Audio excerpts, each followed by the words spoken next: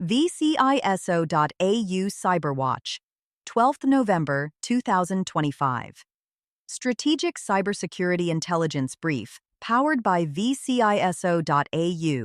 Stay informed, stay prepared, stay secure. Ensure your cybersecurity program is both proactive and verifiable. By Anil Yelamati Darweb Report, Ransomware Victims. Rheem, a global manufacturer of heating-cooling solutions, is in the list of victims today claimed by CLOP. According to Hudson Rock, they have 4 compromised employees and 100 compromised users in the InfoStealer logs. News from Dark Web Informer. 1. Alleged sale of 14,000 Brazil ID passport on driver's license. Images vciso-au threat actor claims to be auctioning 14,000 images of Brazil and other countries' identification documents. Data allegedly pulled from a compromised hotel system in Brazil. Seller also claims to offer full system access, including customer data, credit card info, and more, too. Exploit Forum has changed domains to exploit.biz. Third, Radamanthys Stealer infrastructure is completely down, and the Exploit ClearNet site is also offline. The Exploit Tor site is still active, developing. Fourth, alleged Allianz Group Insurance and Securities data offering, YesG33 has allegedly offered a large dataset claimed to originate from Allianz Group. 1. Chinese KnownSec breach exposes cyber weapons. Early November 2025 breach of Jichuangyu, KnownSec, a Chinese gov-affiliated network security firm, exposed approximately 12,000 confidential documents. Attackers reportedly stole highly sensitive materials on national-level cyber weapons and internal tool chains. Leaked files included a global list of intended targets and operational planning details. Evidence in the hall points to advanced remote access Trojans, RATs, targeting Linux, Windows, macOS, iOS, and Android. Android-specific code allegedly can extract data from popular Chinese messaging apps and Telegram. The leak also contained an 80-entry spreadsheet of successful overseas attacks attributed to KnownSec. Large datasets were exfiltrated. 95 gigabytes immigration data, India, approximately 3 terabytes call records, LGU+, South Korea, 459 gigabytes road planning data, Taiwan. Exposure highlights security failures inside a firm that provides offensive cyber capabilities and intelligence. The documents illuminate a government-backed cyber weapon ecosystem and targeted campaigns against nations, Japan, Vietnam, Taiwan. Portions of the trove were posted to GitHub and removed after discovery, indicating partial public disclosure. Incident draws intense international cybersecurity scrutiny because it reveals state-affiliated offensive tooling and targeting. Operational impact. Researchers now can analyze capabilities. Victims must reassess exposure, and political/defense actors may face reputational and strategic fallout. 2. Weaponized NuGet packages inject time-delayed, destructive payloads to attack ICS systems. Researchers uncovered 9 malicious NuGet packages, alias Shanghai 666, used in a supply chain campaign targeting industrial control systems. Packages were published between 2023 to 2024 and amassed nearly 9,500 downloads before detection. Attackers hid approximately 20 lines of malicious code inside thousands of lines of genuine, fully working .NET functionality to evade review. The package's legitimate implementations, DB patterns, LINQ, pagination, async ops, served as an effective smokescreen. Sharp 7 Extend, most critical package, directly targets industrial PLCs with dual sabotage mechanisms. Sabotage includes immediate random process terminations and silent write failures triggered 30 to 90 minutes after install. Delayed, probabilistic execution increases chance of operational disruption while delaying discovery and attribution. Target impact includes actuators, set points, and safety systems, risking physical damage and production downtime. Socket analysts discovered the probabilistic execution logic by analyzing package runtime behaviors. The campaign demonstrates increasing sophistication in supply chain malware that blends utility and sabotage. Mitigation implications: stricter supply chain vetting, behavioral monitoring of dependencies, and runtime integrity checks in ICS environments. Operational defenders must assume trusted packages can contain dormant destructive logic and adopt layered detection whitelisting. 3. SAP fixes hard-coded credentials flaw in SQL Anywhere Monitor. SAP's November updates addressed multiple vulnerabilities, including CVE 2025-42890 SQL Anywhere Monitor non-GUI, with a 10.0 severity.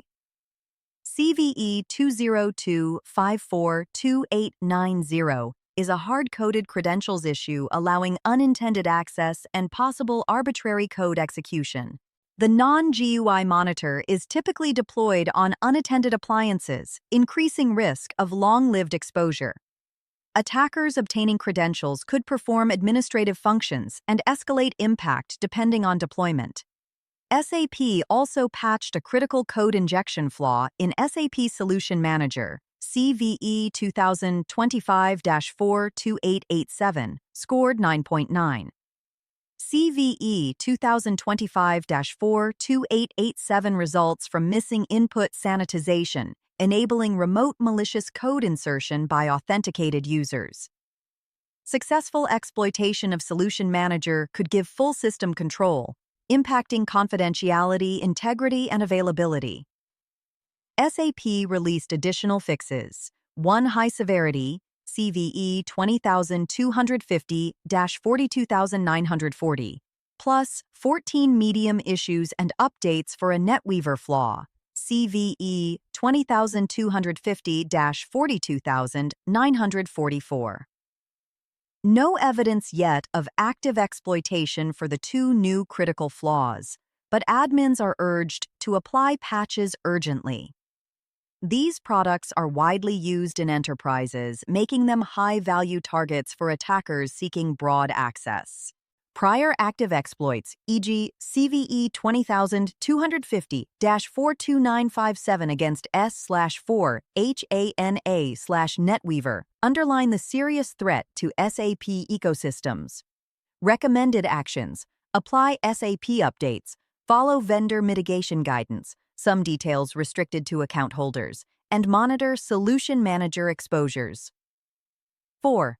Global Logic warns 10,000 employees of data theft after Oracle breach. Global Logic, Hitachi Group, notified 10,471 current former employees after data stolen via an Oracle e-Business Suite (EBS) breach. Investigation found attacker access and data exfiltration on October 9, 2025, with earliest activity traced to July 10 and last to August 20, 2025. The incident was confined to Global Logic's Oracle platform and did not affect other company systems per their disclosure. Stolen HR data included names, addresses, DOBS, nationalities, passport and tax identifiers, bank and salary details, and emergency contacts. The breach aligns with a broader extortion campaign in which Klopp exploited an Oracle EBS zero-day, CVE 2025-61882, starting early August. Klopp has allegedly affected dozens of organizations. Global Logic's details match known Klopp attack patterns. Klopp has publicly added high-profile victims, Harvard, The Washington Post, Envoy Air, to its Tor leak site and made data available via torrent. Global Logic has not publicly attributed the incident, but industry analysts connect similar EBS compromises to Klopp's extortion operations.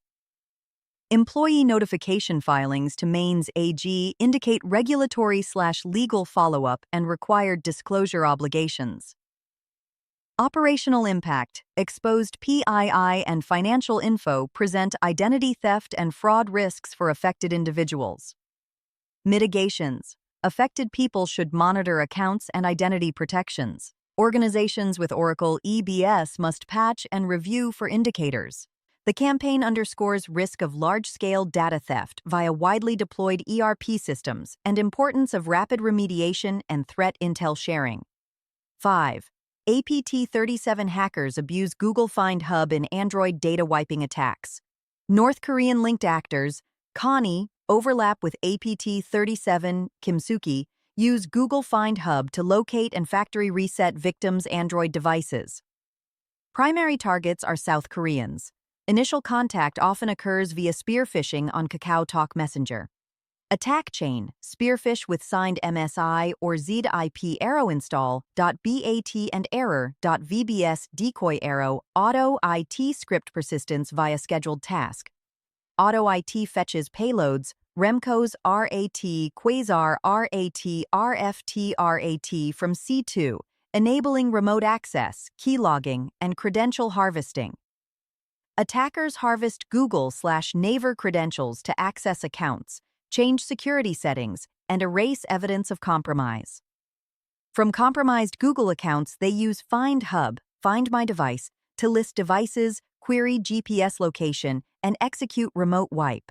Wiping devices severs KakaoTalk PC sessions, allowing attackers to hijack and propagate malicious messages to victim contacts. The operation aims to isolate victims, delete traces, delay recovery, and expand the campaign via social propagation. Forensics show the attackers deploy legitimate remote management tools, Remco's, AnyDesk, Zoho Assist equivalents, for persistence and lateral control. The campaign demonstrates blending of social engineering, signed binaries, RATs, and cloud-based account abuse for mobile sabotage. Defenses: multi-factor authentication on Google/Naver, careful handling of attachments, enterprise DLP and endpoint monitoring, and rapid account recovery procedures. High-risk users, government, crypto, edu, should harden accounts and device management policies to reduce exposure. 6. Samsung flaw added to CISA list after spyware uncovered on devices. CISA added CVE 20250-21042, Samsung out of bounds, to its known exploited vulnerabilities catalog with a 9.8 severity after active zero-day use. Unit 42 reported the flaw was exploited since at least July 2024 to deploy landfall commercial-grade Android spyware via WhatsApp. The campaign deployed sophisticated surveillance capabilities, call recording, location tracking, file exfiltration, and messaging access.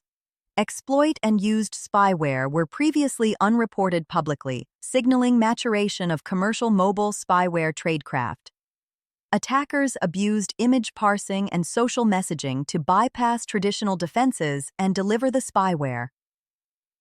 The threat targets high-value individuals, executives, diplomats, and environments with bring your own device programs, raising enterprise risk. Patching timeline. Samsung patched the flaw in April 2025, but active exploitation predated that patch.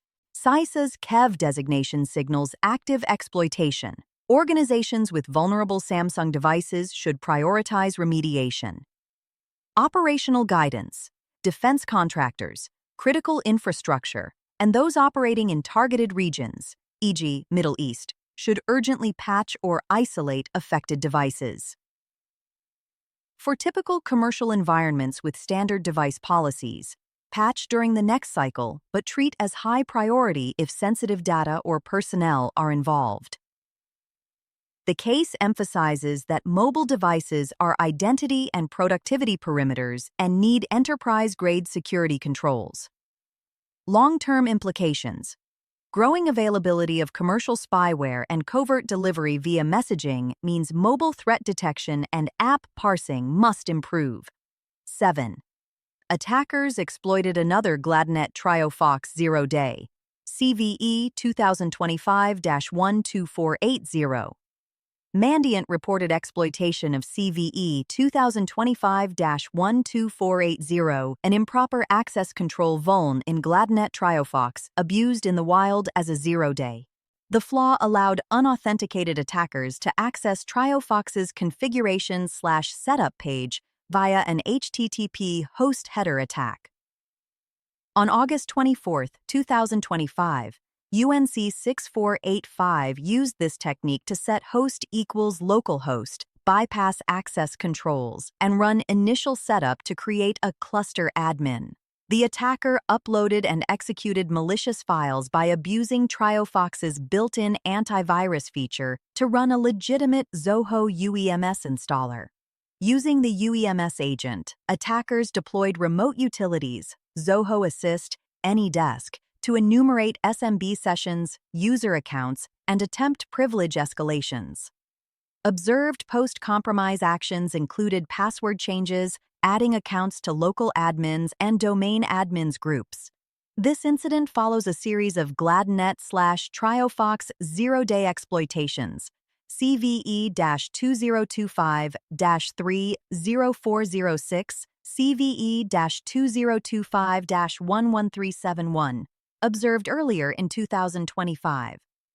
Gladnet released fixes for CVE-2025-12480 and CVE-2025-11371 in TrioFox/CenterStack v16.10.1040.8.56683.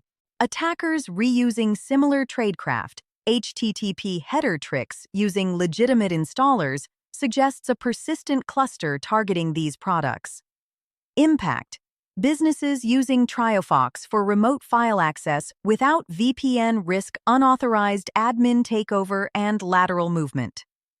Recommended response: apply Gladnet patches, inspect for indicators of compromise, created admin accounts, remote access utilities, and enforce network segmentation. The campaign highlights risks of unauthenticated setup logic and the need to harden default management endpoints and header handling. 8. WinRAR vulnerability, exploited by APT-C08 to target government agencies. APT-C08, bitter, weaponized a WinRAR directory traversal vulnerability, CVE-2025-6218, to attack government organizations across South Asia.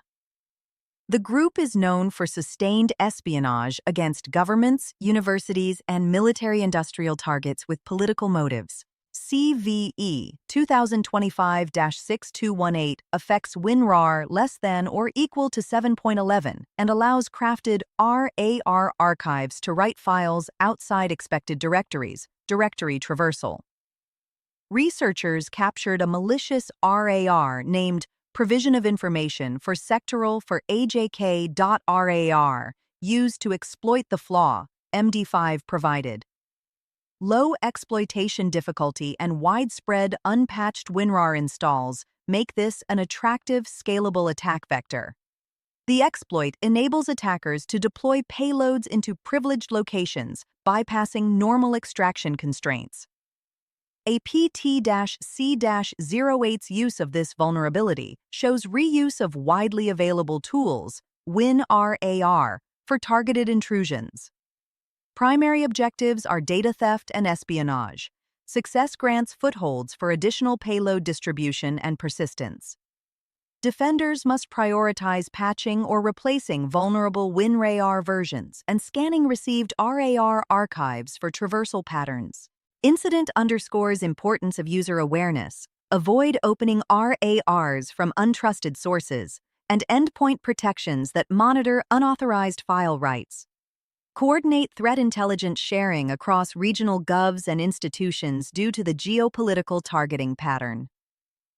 Mitigations: update WinRAR, apply archive scanning controls, restrict privileged extraction locations, and inspect historical archive activity for indicators.